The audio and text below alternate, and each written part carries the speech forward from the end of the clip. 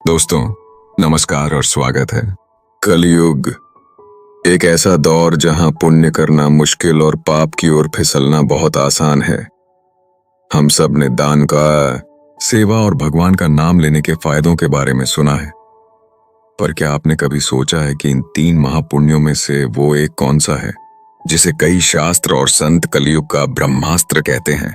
एक ऐसा अचूक पुण्य जो आपके जन्मों के कर्मों को धोकर सीधे मोक्ष का दरवाजा खोल सकता है। चलिए आज इसी रहस्य से पर्दा उठाते हैं।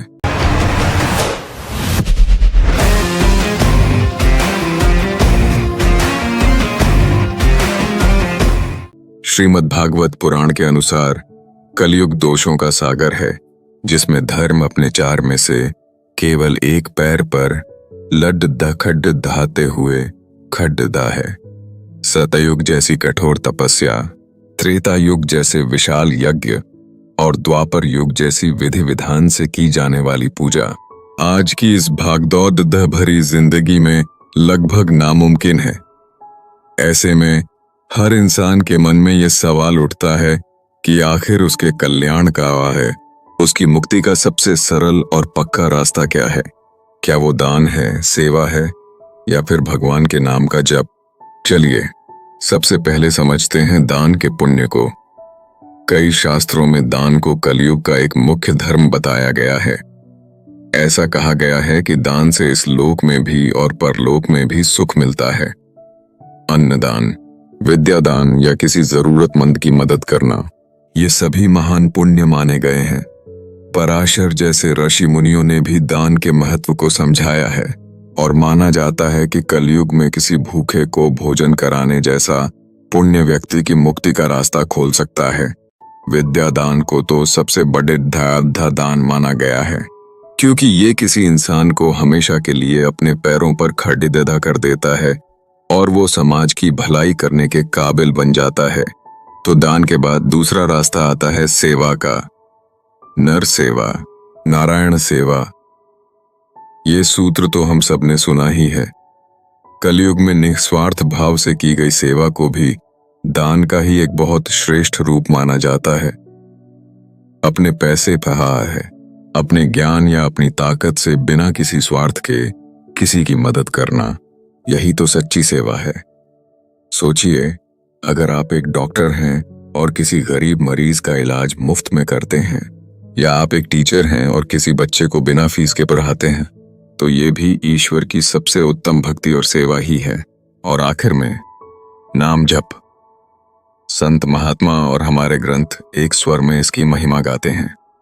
गोस्वामी तुलसीदास जी ने रामचरितमानस में लिखा है, कलयुग केवल नाम अधारा, सुमिरी सुमिरी नर उतरहि पारा। इसका सीधा सा मतलब है कि कलयुग में केवल भगवान का नाम ही एकमात्र सहारा है, जिसे याद कर करके इंसान इस भवसागर से पार हो सकता है।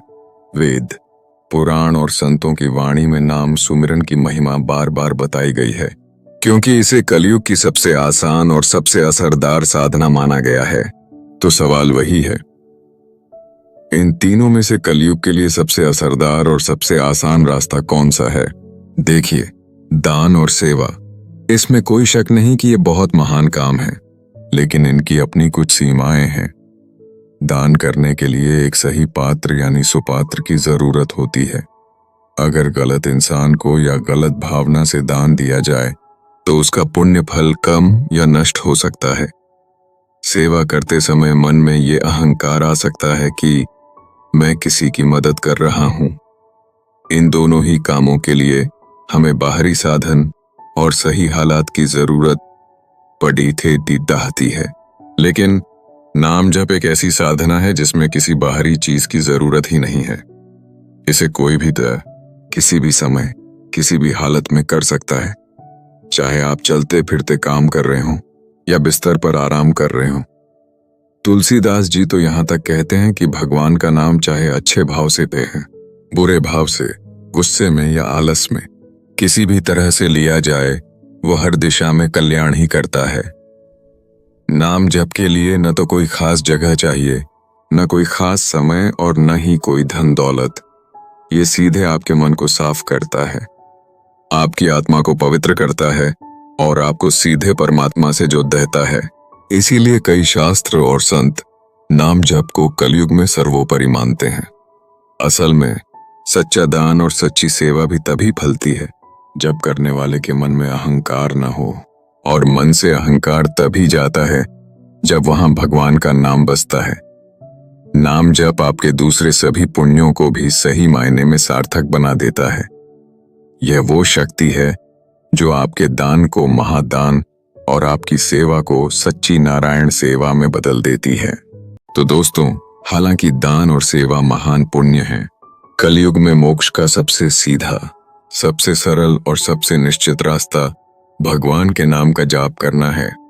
यह वो साधना है जो आपके सभी पापों को मिटाने और मन को शुद्ध करने की ताकत रखती है और हर किसी के लिए हर समय उपलब्ध है।